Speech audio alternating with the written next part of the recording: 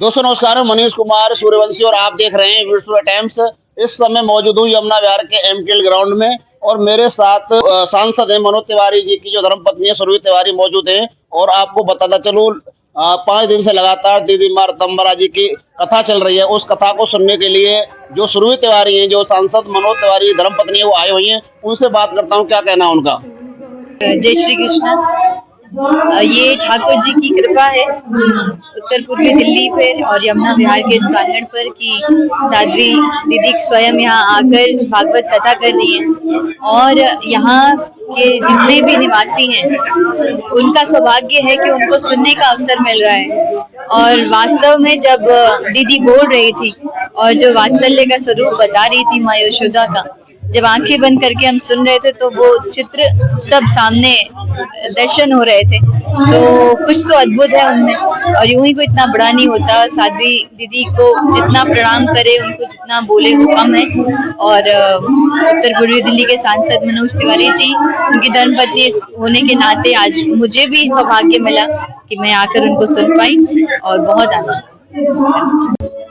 भगवान की कथा हमारे जीवन को आनंद प्रदान करती है, प्रसन्नता प्रदान करती है।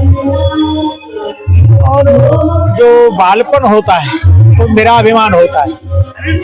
बालपन में किसी प्रकार की कोई दिखावट नहीं होती, नटखटपना होता है, कपट नहीं होता, छलो छिद्र नहीं होता।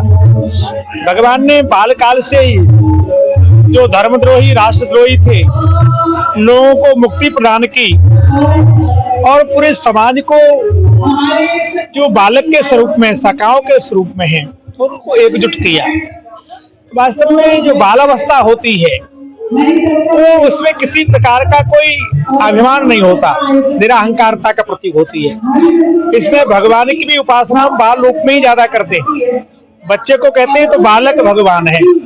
बालक छोटा बड़ा नहीं होता, बालक गरीब अमीर नहीं होता, बालक बालक होता है। और प्रत्येक बालक आदर के होता है, वंदनीय होता है, पूजनीय होता है। इसलिए भगवान की बाल लीला सुन करके जीवन में एक सहजता और सरलता की अनुभूति होती है। और हमारे जीवन की बचपन से ही भगवान ने जैसे असुरों को मारा, बचपन से ही बच्चों को संस्कार दें कि जो समाज द्रोही है, राष्ट्रद्रोही है, मानवता द्रोही है, ऐसे लोगों को पराजित करने का संस्कार बचपन से ही प्राप्त हो। क्यों जिसका बचपन अच्छा उसका बचपन अच्छा। कथा घर तक जाए और कथा घर में जाकर के एक तो बच्चों को साथ लाएं, तो बच्चे सुने हमें करना क्या है, क्या नहीं करना, क्या करना, कहाँ जाना, कहाँ नहीं जाना। ये बचपन से ही हम बच्चों को संस्कार देने का कार्य करें तो इस सत्संग कथा हमें सदमति और सदविचार प्रदान करती है। तो सब लोगों को कथा सुनना चाहिए। और दीदी माँ कथा कह रही है तो दीदी माँ की वाणी में एक वात्सल्य भी है, तेज भी है और बहुत सहजता भी है। जिन्होंने पूरे हिंदू समाज को राम जन्मभूमि आंदोलन के समय गांव-गांव डगर जाकर जोड़ा है, ऐसी उनकी दिव्य और पवित्र वाणी से कथा सुनने का सबको सौभाग्य मिल रहा है। ये बहुत आनंद का विषय कि यहाँ पर मैं भी कथा सुन रहा हूँ और इतनी सुंदर व्यवस्था यहाँ पर है कि मैं आयोजकों का तो सबसे पहले बहुत बहुत धन्यवाद करना चाहूँगा, जिसके बैनर के नीचे हमारी ये जो है helping hand social welfare trust के माध्यम से ये हो रहा है। और ये सनातन धर्म को ऊंचाइयों पर ले जाने के लिए, प्रचार और प्रसार करने के लिए बहुत अति आवश्यक है। और दीदी माँ रतम्बरा जी का जो वाणी है, जो सुंदर कथा जिस प्रकार से वो कह रही है, आपने देखा होगा भी सब लोग भक्तजन नाच रहे थे, डांस कर रहे थे, वो अंतरात्मा से सब सुन रहे थे।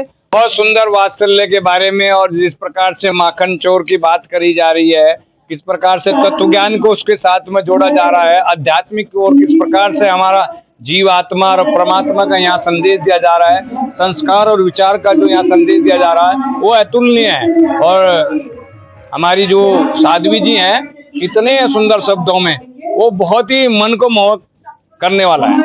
सनातन धर्म तो नया तो नहीं है, उसको बीच बीच में बताया जा रहा है कि सनातन बहुत वर्षों पुराना है, सदियों पुराना है। और उसी को चेताक करते हुए दीदी माँ ये भागवत कथा का आयोजन कर रही हैं। तो मैं समझता हूँ कि सभी यमुना विहार क्या पूरा जमुना पार भक्त में है इस टाइम पर। व्यवस्था बहुत सुंदर, अति सुंदर। आज की टीम जिस तरीके से लगी पड़ी है और सबके बैठने की व्यवस्था सुचारू रूप से हो रही है। बहुत आनंद आया है और अपने सनातन को बहुत बढ़ावा मिल रहा है।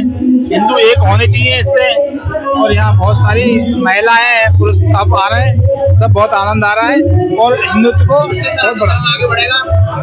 इन्हीं चीजों से अपना धर्म आगे बढ़ेगा और सब एक होंगे। बिल्कुल सनातन धर्म आगे बढ़ेगा, हिंदुओं का हमारा जैसे जो है वो पूरा होगा।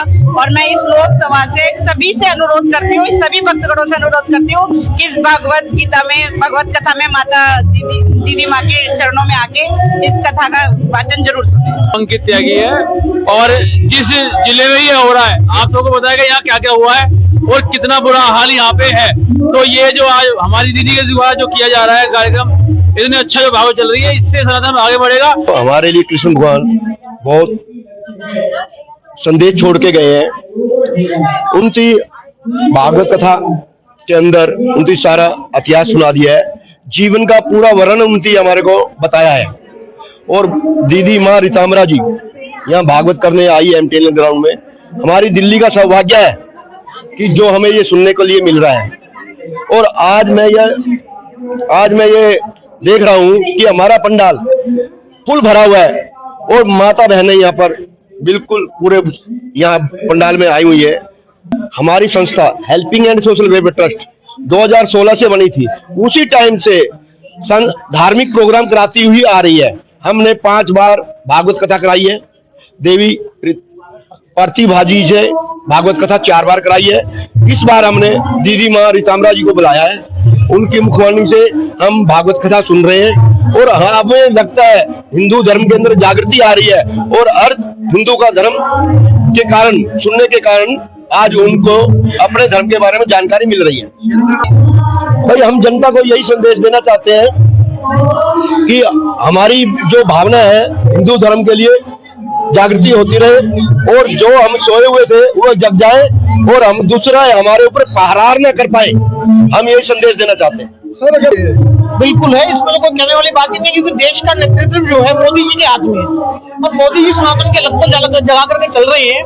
और कल भी मोदी जी ने जो राम ध्वज जो वहां बनाई धर्म कथा का, उसका भी कल दीदी ने यहाँ वर्णन किया और बहुत अच्छे तरीके से हमने भी यहाँ धर्म ध्वजा जो कल मोदी जी ने कराई है उसका भी उत्सव कल हमारी कथा में बड़े अच्छे तरीके से बनाया गया। अगर कुछ कहना ही नहीं इसमें चाहिए तो भीड़ अपने आप ही बता रही है कि हमारा सनातन किस तेजी से आगे बढ़ रहा है। इतनी भीड़ ऐसे नहीं आ क्या कुछ कहेंगे कथा को लेकर के देख रहे कथा के लिए helping and social welfare trust के हमारे अध्यक्ष सतीश ग्रह जी हैं, जिन्होंने इतना प्रयास किया। मैं कथा में चेयरमैन हूँ, हमारी पूरी टीम लगी हुई है और पहले भी हम कथा ले चुके हैं। इस बार दीदी माँ रीतांबरा जी के आने से भारी समूह, भारी माताएं, बहनें, भाई सब और पूरा संगठन लगा हुआ है, पूरा ग्राउंड भर गया है। और दीदी माँ इतनी धार्मिक, इतनी अच्छी कथा कह रही है कि लोग जाके भाई तारीफ करते हैं, एक दूसरे को बताते हैं, तो और भीड़ आ रही है। कल से आज तो काफी भीड़ आ गई है। तो जैसे जैसे प्रचार हो रहा है हमारे सनातन धर्म का, लोग भी आ रहे हैं, माताएं बहनें भी आ रहे हैं, सभी नेताएं भी आ रहे हैं, तो सभी मिलके इतना कह रहे हैं कि ऐसी भागवत हमने सुनी नहीं है। तो दीदी माँ जो सनातन धर्म का प्रचार कर रही है कथा के साथ में, तो उससे बड़ी भावना हमारी उत्साह हो रही है। भगवान श्री कृष्ण का संदेश देना, कल श्री कृष्ण भगवान का जन्म हुआ था, तो लोग बड़ी उत्साह से मनाया सभी लोगों ने। तो हम यही कहना चाहते हैं कि सभी लोग और संख्या में आए, यहाँ यमुना विहार में जो कथा हो रही है 3 से 6, उसमें और संख्या में आए। मैं दिल्ली प्रशासन का, पत्रकारों का, मैं अपने एसडीएम के साहब का, डीएम साहब का और एमसीडी का बहुत धन्यवाद करता हूं, जिनने हमारे को सहयोग किया। हमारे यहाँ सफाई में पूरा योगदान दिया एमसीडी ने, और डीडीए का मैं बहुत धन्यवाद करता हूं, उनकी हमारे यहाँ बहुत सहयोग कर रही है ग्राउंड को साफ कराने के लिए।